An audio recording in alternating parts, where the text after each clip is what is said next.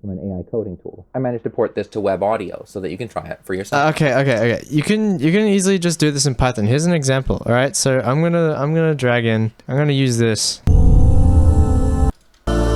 which is a bunch of me singing, and then, bam. It's just all you need to do is take the FFT and then randomize the phases, and then take the inverse FFT and then just save that out. And that's literally all you need to do. And easy peasy. The easiest of any peasy. And if you're worried about a threshold, you can just simply add a line in to do that. Easy as easy as pie. Bam. And if you really want to, you could add a tilt shift and then undo the tilt shift right after to do the threshold. So I'm gonna try it. Magnitude. I probably need to rename a bunch of variables, and then I need to just do the opposite of that, which is mag times equals the shift. No need for magnitudes here, and then spectrum divided by equals shift. That should be a tilt shift of 4.5. Yeah, it kind of worked.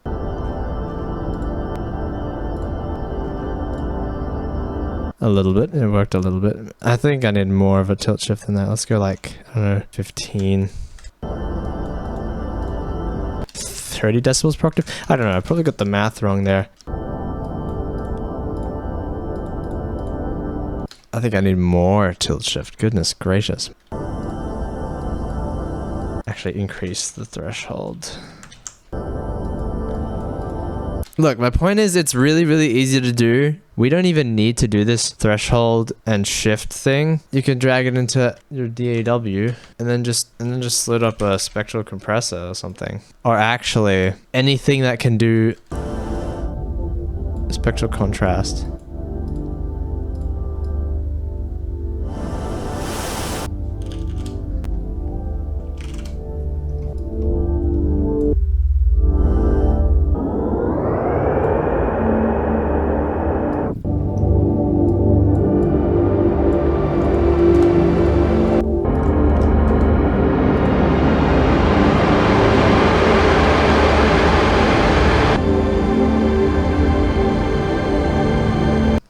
That's a good image.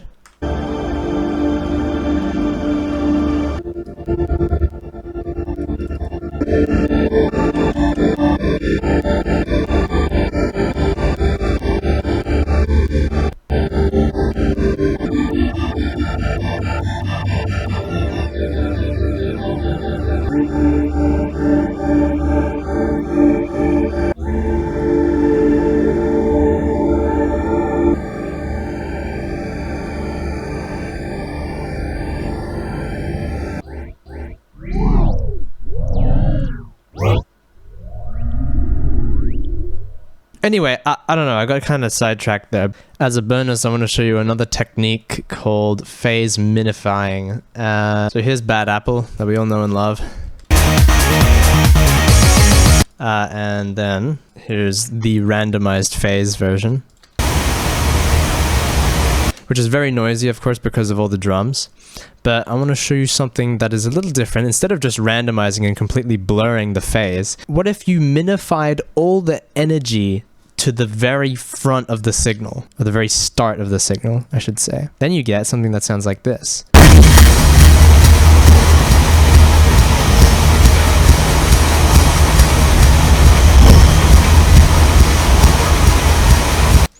And as you can hear, it preserves like all the tempo information. It's kind of like autocorrelation, but not as, you know, autocorrelating. You get to preserve all the rhythmic information, like it just kind of still exists. It's like kind of a tempo extraction thing. It gets any structure, any spectral sort of structure, and just shoves it all to the beginning of the time.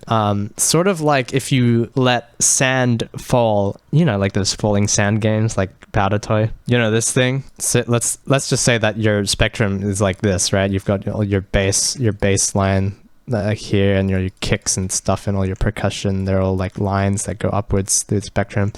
time is on this axis, by the way, and frequency is on this axis. You just kind of let it fall down, and it will all accumulate in these sort of spikes. I mean, that is kind of what a whole Fourier transform does, but then if you do the special amazing stuff, you get like this cool thing where all the energy is condensed to the very start of the signal. And Serum 2 actually has this feature in its convolver. If you let it click into Serum like this, and then you get a convolver, turn the mix all the way up. Yeah, oh shit. Get any sample in. The size is wrong for some reason, because of sample rate issues, but if you press this button, you can minify the phases in it.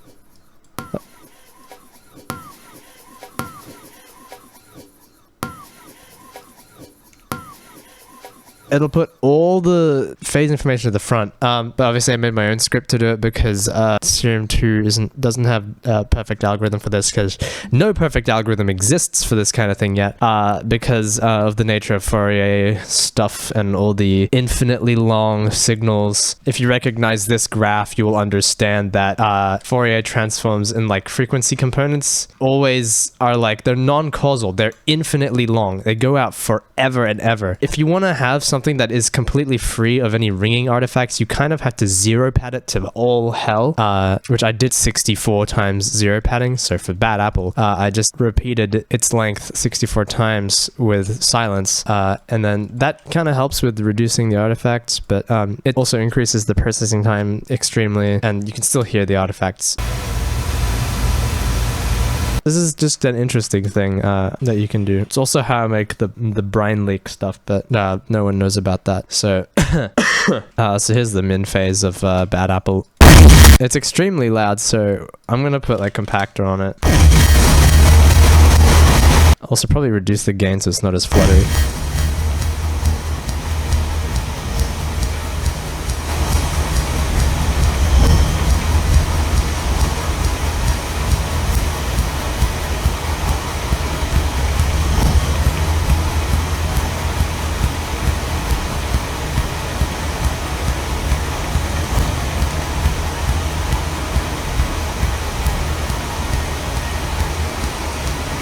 It just flattens the phase information of the entire thing, effectively turning it into an impulse response of sorts. The ending guitar is still present.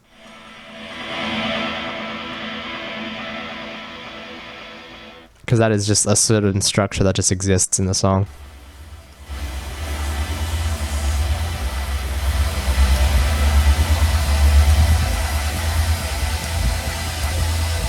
I think that's interesting.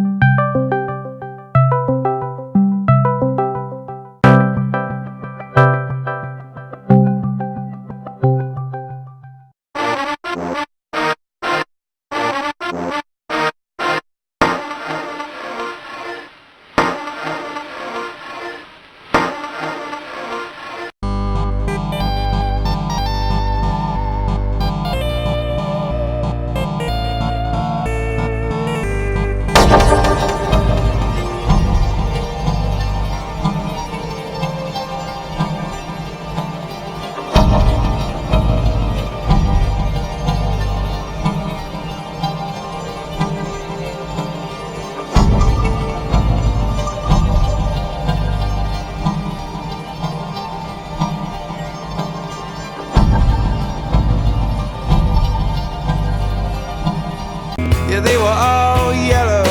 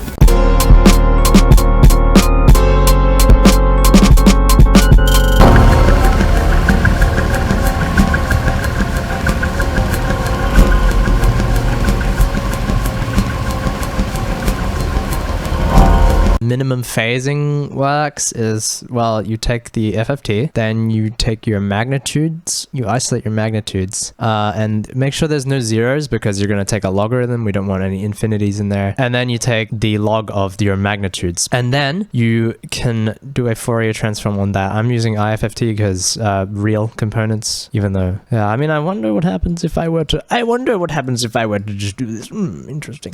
But for now, I am just doing this. And then we just initialize an array, and then you just make the first thing the same. This is the gain component of a sepstrum. And even in odd checks, you basically just want to multiply everything by 2, essentially. And also keep Nyquist the same if there is a Nyquist in here. That's why we check if it's divisible by 2 or not. And then undo all the stuff by taking the FFT, exponential, and then IFFT, and then taking out the real part, only to however long it is, because we are 0 padding it like 16 times. Oh, I'm doing it 16 times. Okay. Well, 16 times and then the next power of 2, because Fourier transforms are faster on powers of 2. Yeah, if we did like 64, it'd like make the processing time way longer, but you know, still, it'd help reduce the circular artifacts, and then you just save out the stuff. And then this just results in all the, it makes the whole thing minimize the phase information to the very start of the signal. It's just magic. I don't actually know why it works. I haven't really gone into learning Spectral processing that much, but this is like a thing that I know of. If you just like double all the Spectral stuff, you can like make it causal or something like that. And it just kind of does the thing. I really have no idea what I'm doing, but it's a thing that works and it's fun to play with. It has a lot of value as well, because for example, I tried to record an impulse response that came out of my phone. And when I tried to unskew the sine wave back into a click, I don't think I got the timing correct, and it just turned into a sweep of sorts. But if you minimize the phases of it all, you can essentially undo that and line up all that energy to the start of the file, and then you get your impulse response. It's nice and it's clean, and it sounds absolutely horrendous because it's a phone speaker. Do I have any test audio? I don't think I have any test audio. I know what I could use. I could use my unreleased music. Let's get Gongop in here. Here's an unreleased song of mine called Gongop. It's an amazing name. I know, it's the best name for any song you could ever name. So that's what the song sounds like. And here's the impulse response before min phasing it. As you can clearly hear, it's like sweeping up. But then if we fix it by using the min phase, everything is suddenly in time. How crazy. And now it sounds like what my phone speaker sounded like if recorded on a SM57 in my bedroom. So yeah, it has use. And then we could put on like Dear VR Pro 2 or something. They released this for free, by the way. Oh, what? My sample rate is fine. What are you talking about? Okay, that's broken, I guess.